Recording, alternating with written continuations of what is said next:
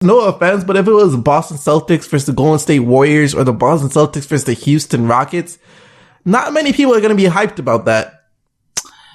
I would, but you know what? So after having the best record in the league, and even going on a league best 16-game winning streak, beating teams such as the Warriors, Thunder, and the Spurs, it looks like the Boston Celtics have finally fallen down to earth. But why exactly? Stay tuned. Please, Khaled, don't pair me or compare me. Unless the said party is a rare breed. The stories I hear, they tend to mirror me. At this point now, rap is only therapy.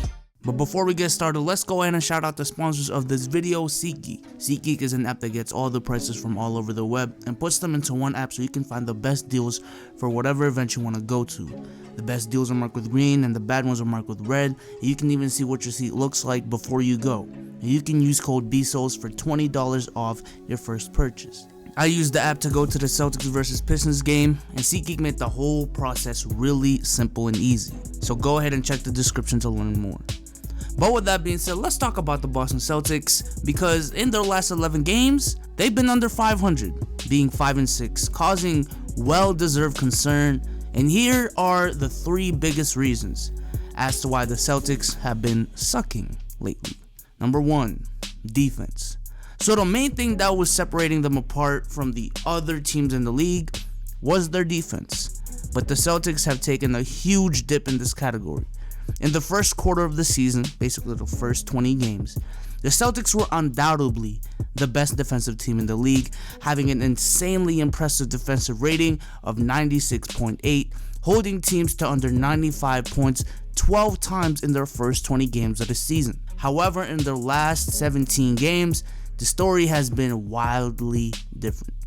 The Celtics, the last 17 games, have fallen all the way down to 10th in this time span.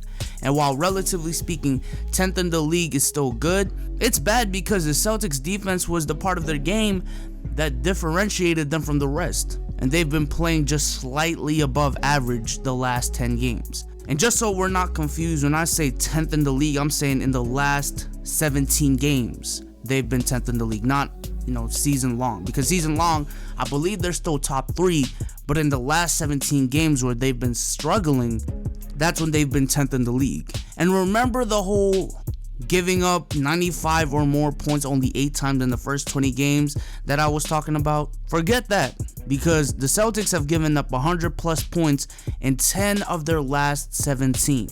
And I honestly don't know what happened with the defense. However, my only guess is that the Celtics have been very concerned with their offense because, it was kind of iffy early on, that they kind of focused on it too much and forgot the part of their game that gave them so much success early on, and that was their defense. And while technically their offense has gotten better, I would still actually say that it's also been a problem, which leads me to my next point: consistency. Okay, I'll say this. The last 11 games have made Kyrie Irving look really, really good. The dude is averaging 28 points on 50, 45, 94. Insane numbers, right? And if the Celtics were winning in this stretch, I wouldn't be surprised if he was a top 3 MVP candidate again. But that is not the case anymore. To me right now, Kyrie Irving is 5 in the MVP voting. You can make a case that he's not even top 5 anymore. When early on, you can make a case that he was the leader of the MVP race. It's just not the case anymore.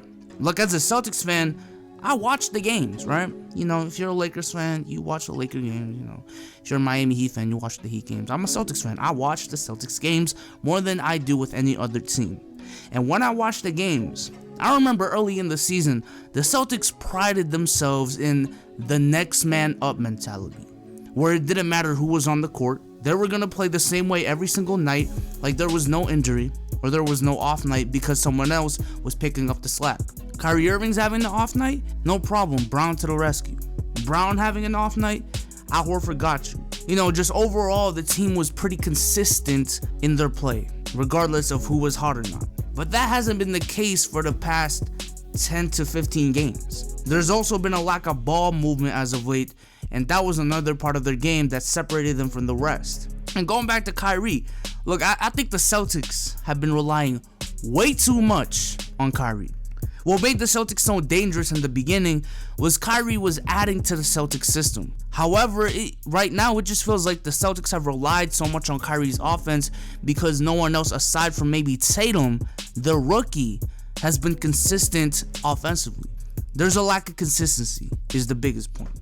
If you look at Brown, against Denver, he had 26 points. That's amazing. The next 3 games, he would have 6 points, 9 points, and 13 points. 2 games ago, he had 20 points. The last game, he had 8. Inconsistency. Al Horford, the guy that was supposed to step up in the absence of Hayward and be Kyrie's number 2. The last 4 games, 12 points, 10 points, 10 points, 6 points. Now his assist numbers and rebounding numbers have been, pretty good. Rebounding, you're not getting 10 plus, but you're getting around 7 to 8. And I know that Al Horford is not a 25 point per game scorer, but come on, I think Al Horford should at least be averaging 15 points per game, and he's shown this ability early on in the season. Because 11 games before the last 4 games, he was averaging 16 points, right? 16 points. But in the 4 games before those 11 games, he averaged 6 points on 30% shooting. Again, inconsistency. Marcus Smart, he has been inconsistent his whole damn career. So I don't, it's a problem, but you kind of have to build around that, you know what I mean? Marcus Morris has been in and out of the lineup due to injury, and I think he's also inconsistent. Everyone else is just not good enough talent-wise to be consistent. Literally right now, the only consistent player on the Celtics outside of Kyrie is Jason Tatum, their rookie. I'm sorry, look, Jason Tatum has been killing it. He's playing like a 23-year-old, but you can't rely on a rookie as your second most consistent offensive threat. That's just, you're not going to win that way. So essentially what I'm getting at here is that night in and night out, no one knows, including the Celtics themselves, what the offense will look like. They've become a streaky team relying on hot runs to win games. And if that's the case, then no wonder why guys like the Raptors and the Cavs and the Warriors and the Rockets, teams that are consistent on a nightly basis and you know what you're going to get out of their team on a nightly basis, 95% of the time have overtaken you. More than ever, you can really see the effects of Hayward's injury on the Celtics. They can really use him right now. Number 3, rebounding. Okay, I'm not really sure, but I was one of the few that was really paying attention to rebounding early on in the season because we all know the biggest problem with Boston last year was rebounding because Al Horford, we were playing him at center when he's really not a center. However, this year, he's playing more of the 4 and Baines is at the 5.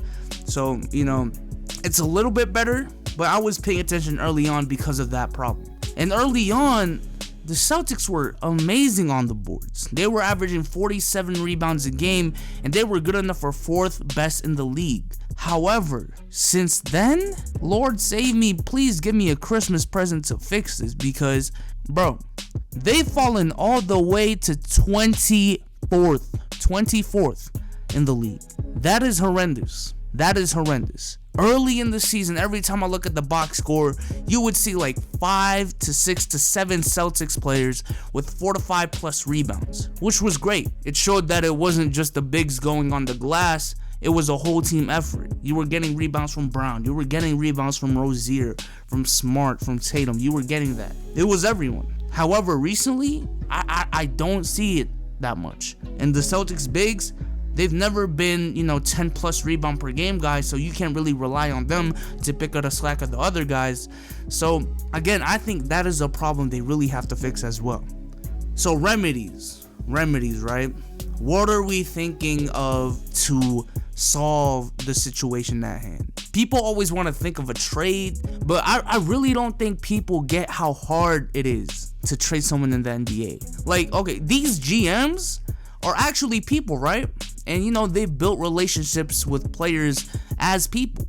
We all think it's a business, and it is, but there is some kind of human aspect to it that makes it hard to just simply trade this guy after an 11-game stretch. Like, this isn't 2K where, if you're the Celtics, if you're controlling the Celtics and Marcus Smart has a bad game, you can't just trade him the day after. You know what I mean? It's not that easy to make trades. And added on top of that, the good GMs are smart enough to not make rash moves based on 11 games, right? So trading right now, I just don't think that's a good idea right now.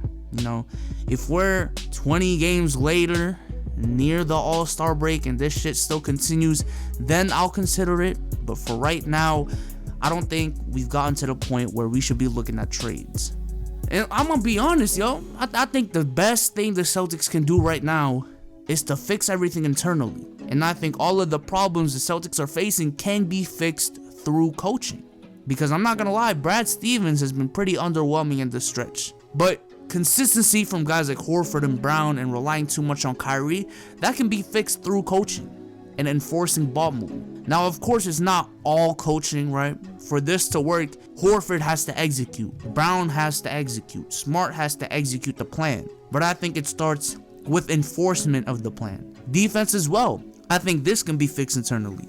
We've seen the Celtics do it. We know they have the tools to be an elite defensive team. Heck, even in this tough stretch we're talking about right now, there's still a top 10 defense in the league. They have as many multiple position defenders as any other team in the league. And I think that can also be fixed internally.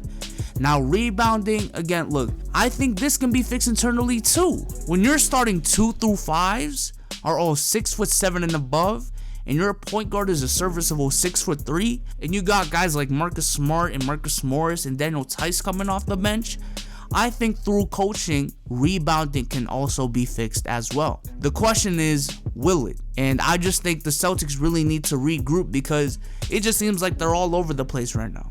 Gather up, set objectives, identify the problem, and I think Stevens is a good enough coach, one of the best in my opinion, and the Celtics players are smart enough to know what to do, and I think they can execute it. But with that being said, I hope you enjoyed this video. Once again, make sure to check out the link in the description for my holiday giveaway. I'm giving away a $50 NBA store gift card on January 15th. And if you guys buy your shirt on the website, you can also win another $50 NBA store gift card and 2 more pieces of merch for free. And again, check out the Dish podcast. A new podcast should be up either today or tomorrow. But with that being said, I hope y'all enjoyed this video, and I'm out. Peace.